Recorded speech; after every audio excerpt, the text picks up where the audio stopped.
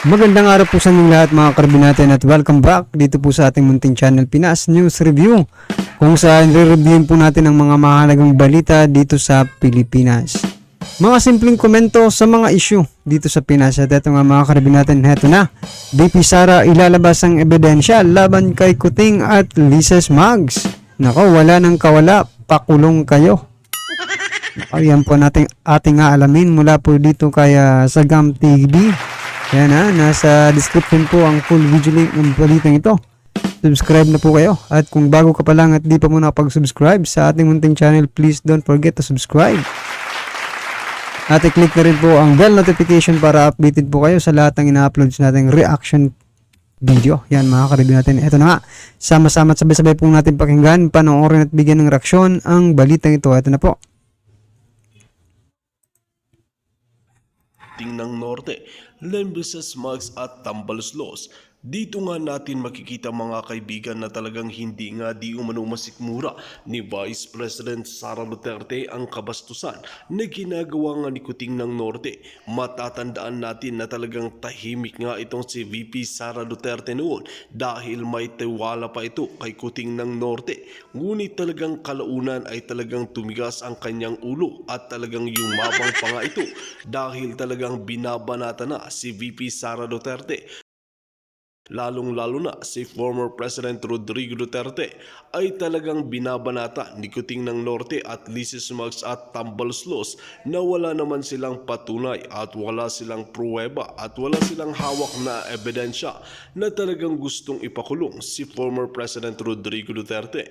Ngayon nga ay talagang hindi nga di umano nakatiis ang mga Duterte dahil ngayon ay kinampihan ito ng ICC at talagang bumaliktad nga ang lahat dahil iimbestigahan si Kuting ng Norte, Lices Mags at Tambaloslos.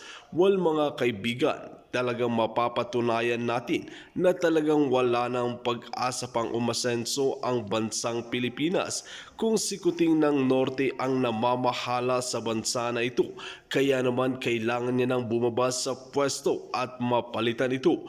Makikita natin pati ang mga ibang general ay talagang dismayado sa pamumuno ni Kuting ng Norte. Well mga kaibigan, para nga sa karagdagang impormasyon, panoorin nga natin ang buong video.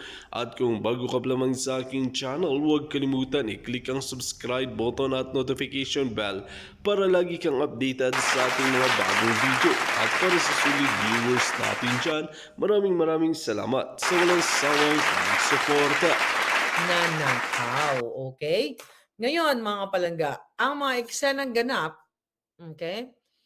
May nag-comment patungkol kay Pangulong Duterte na aresto na daw ba?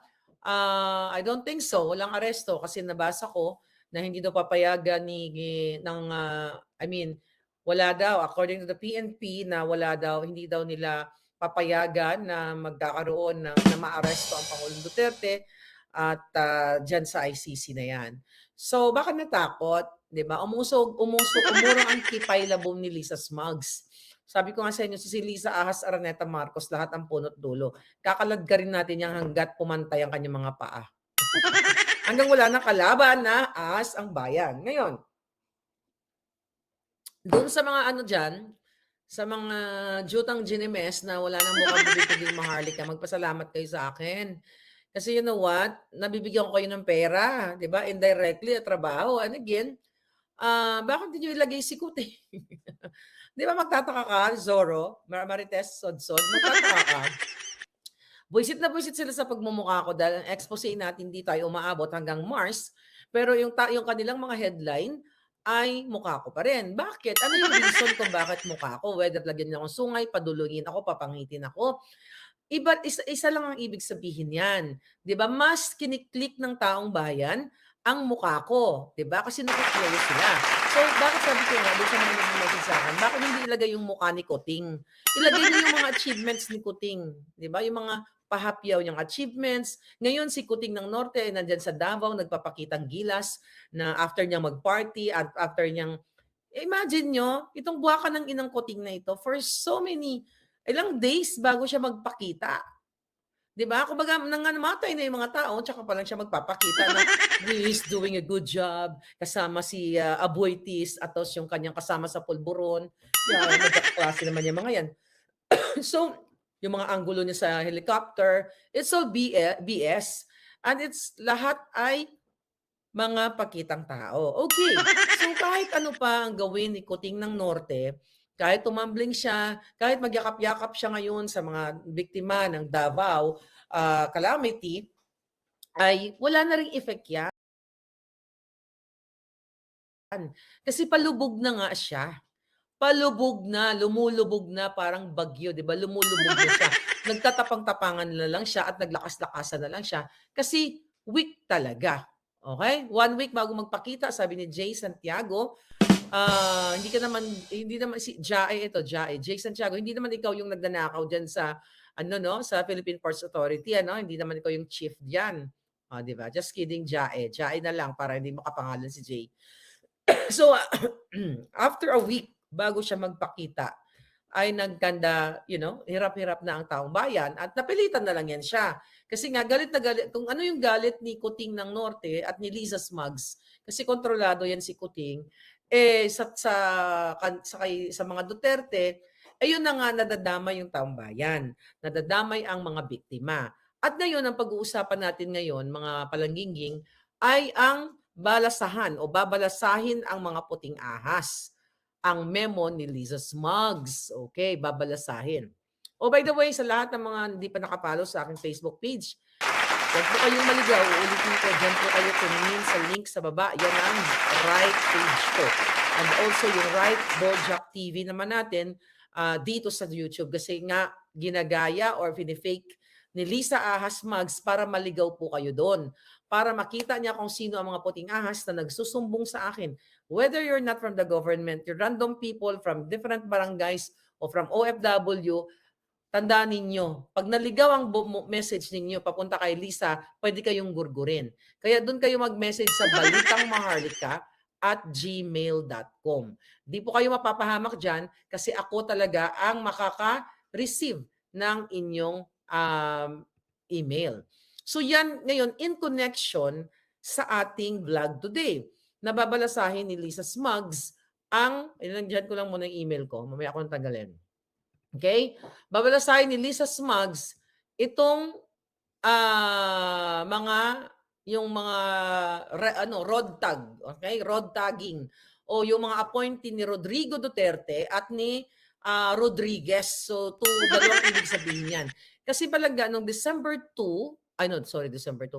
Noong February 2, 2024, okay, 5 days ago, ay nag-release ng memorandum si Ahas through Presidential Management Staff, PMS. Sino po ba ang nasa likod niyan? Sino ang tauhan o kasabwat ni Lisa Ahas para gumawa ng kabalbalan diyan? Kundi yung si Elaine Kerat Masukat, na vlog na rin natin yan. Dahil sangkot yan siya sa mga illegal din dyan sa gobyerno. Okay?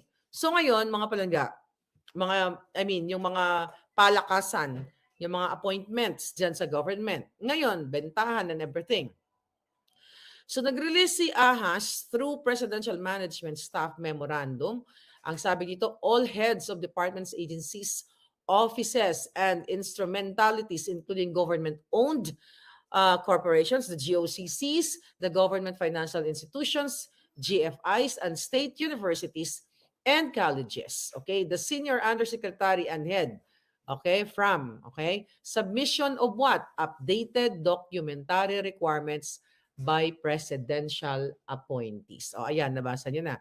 So upon the directive of the executive secretary, all incumbent presidential appointees appointed, ito, tandaan nyo, all incumbent presidential appointees appointed before February 1st of 2023 are directed to submit their updated personal data sheet and clearances from the Civil Service Commission, National Bureau of Investigation, Office of the Ombudsman, and Sandigan Bayan. The heads of department agencies, offices, instrumentalities, GOCCs, GIFs, and SUCs must ensure compliance by all presidential appointees under his or her agency. All requirements must be submitted to the presidential management staff within 30 days from the issuance of this memorandum. So, anong ibig sabihin nito, Palangga? So, babalasahin, utos ito ni Ahas. Okay? Ang utos ni Ahas, babalasahin at tatanggalin yung mga ma-identify nila, sa masusing pag-aaral at gagastusan ng pera ng bayan, tatanggalin nila yung mga, may magchuchu sa kanila na ito ay connected kay Rodrigo Duterte o kay Vic Rodriguez. Kasi mga Palangga, itong utos na ito ng PMS na ito ay makakadagdag ng pagbagal ng pag-usad ng ating bayan. Bakit kamo? Ibig sabihin, itong gobyernong hinayupak na ito, di ba? Kailan na ba siya umupo, di ba? June of 2022. So ngayon, bakit babagal ang magiging usad ng gobyerno? The fact na, imagine mo lahat ng presidential appointees na pagdududahan ng hinayupak na yon ay magsasubmit uli ng mga, kukuha uli, mag-update ng mga NBI, kung ano-ano pa man, yung mga nabanggit kanina. So ito hindi dahil gusto nila maging competent paano maging competent, by the way?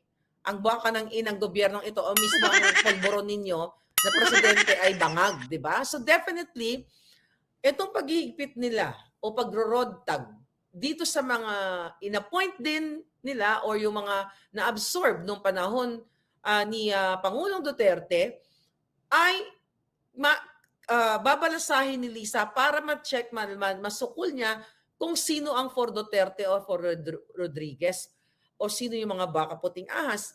So, anong nito, Palangga? Ito ay pag-aabuso ng power at pagiging maling diskarte ng isang ahas na hindi niya ginagamitan ng utak at hindi rin ginagamitan ni Coting Jr. dahil na hindi naman siya ang nagdidesisyon nito, kundi yung kanyang ahas na asawa na inaahas ang taong bayan. Okay, so ito mga Palangga ay malinaw, okay? Na talagang sinasakal, malinaw na tawag dito, yung ginigipit ng ahas na gobyerno ang mga appointees from or before February 1, 2023.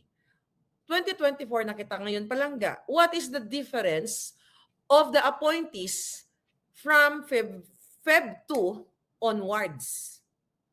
Bakit ang Pebrero 1 lang backwards, okay? O before February 1, okay? Ang 2023, ang gustong balasahin ni Liza Smugs. Anong pagkakaiba from February 2 onwards? Ano sila? Mga special? O special na may saltik or something? O dahil sigurado na si Lisa yun ay inupo niya o mga kamag-anak niya, kaibigan niya? So ito po ay magdudulot ng what? Ng pagka-demoralize ang mga taong nasa gobyerno. Maliban sa demoralization, malilito ngayon even yung mga tao na gumagawa lamang ng kanilang mga function bilang isang taong gobyerno. So yan mga karibin natin, ang ibig sabihin lang po ni Ma'am Maharlika yung mga luma, yung mga, di ba? Yung mga lumang mga opisyal or something na nasa gobyerno sa panahon pa ni PRRD, tatanggalin, ha? Bakit? Para syempre maisingit nila yung kanilang mga tauhan, di ba? Kamag-anak, mga kaibigan, para mas madali yung mga transaksyon, di ba? Yan nga po ang problema mga karibin natin diyan sa like for example dito sa PCSO, di ba? O kaibigan po, Kaibigan po ni First Lady yung inilagay. So diyan mga karibin natin, talagang masasabi mo na posible na namamanipula, di ba? Kasi kaibigan mo yan eh. Dapat nga siguro, yung mga hindi mga magkakilala, hindi magka-relatives, hindi magkamag-anak, di ba? Yung nandyan sa gobyerno, di ba? Para at least mag-aalangan, di ba? Na mag-utos o something na gumawa ng kalokohan.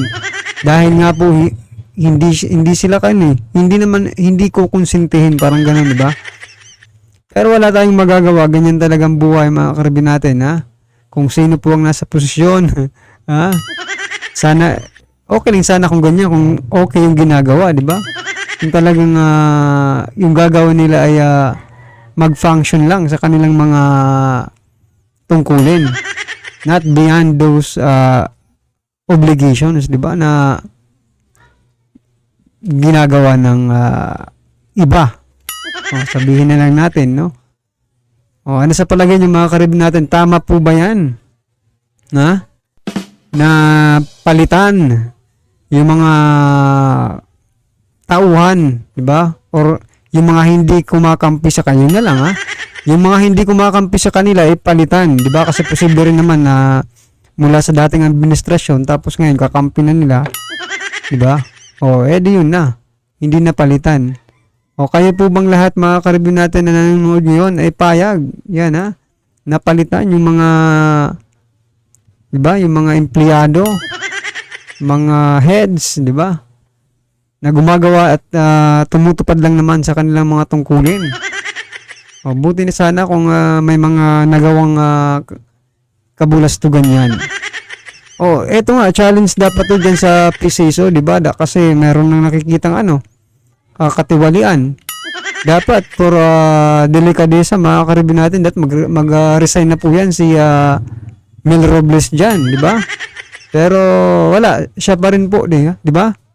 Siya pa rin po yung general manager dyan sa PCSO. Nako. Ha? Yan mayroon na tayong ebidensya, motibo, or something na pwedeng nang palitan. Yan si Mel Robles.